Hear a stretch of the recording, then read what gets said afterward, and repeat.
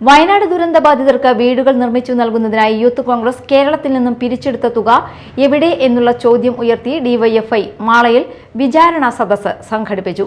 DYFI Thrissur ജില്ലാ secretary KS. Rosell Raj ഉദ്ഘാടനം ചെയ്തു.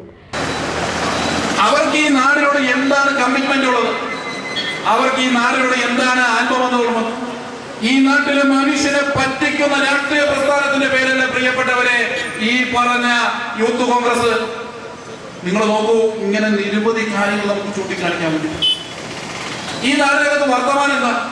ഈ നാടിനകത്ത് യൂത്ത് കോൺഗ്രസ് എന്ന് പറഞ്ഞു കഴിഞ്ഞാൽ വെള്ള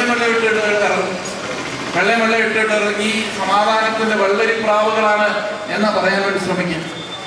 ആ വെള്ളരിപ്രാവുകളുടെ സ്വഭാവം നമുക്ക് അറിഞ്ഞൂടെ? കന്നിക്കുഴി സതീശന്മാരെ പോലെ നമ്മളൊക്കെ ഒരു സിനിമയ്ക്കകത്ത് കണ്ടതുപോലെ ഈ പറഞ്ഞ വളഞ്ഞ വിദ്യയിൽ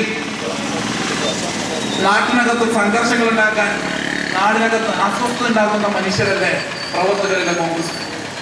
അതിന്റെ അനുഭവമല്ല പ്രിയപ്പെട്ടവരെ. ഞങ്ങൾ ഈ വിചാരണ സദസ്സിന്റെ പോസ്റ്റർ ഒട്ടിച്ചപ്പോ ആ പോസ്റ്ററിന്റെ മുകളിൽ പോയി ഈ മഹാനായ വ്യക്തിയുടെ കൊടുങ്ങല്ലൂർ നിയോജക മണ്ഡലത്തിലെ ഈ മണ്ഡലത്തിലെ ഐക്യജനാധിപത്യ സ്ഥാനാർത്ഥിയുടെ പോസ്റ്റർ ഒട്ടിക്കുന്നത് എന്തിനാ? ഇതാണ് കഞ്ഞിക്കുഴി സ്വഭാവം എന്ന് പറയുന്നത്. നാട്ടിൽ പ്രശ്നങ്ങൾ ഉണ്ടാക്കാൻ, ബോധപൂർവമായി പ്രശ്നങ്ങൾ ഉണ്ടാക്കാൻ. ഇങ്ങനെയല്ലേ ഇവരുടെ രാഷ്ട്രീയ പ്രവർത്തനം എന്നും നമുക്ക് കാണാൻ വേണ്ടി പറ്റുള്ളൂ. കുത്തിത്തിരിപ്പുണ്ടാക്കുന്ന പ്രസ്ഥാനത്തിന്റെ പേരാണ് പ്രിയപ്പെട്ടവരെ ഇന്ത്യൻ നാഷണൽ യൂത്ത് കോൺഗ്രസ്.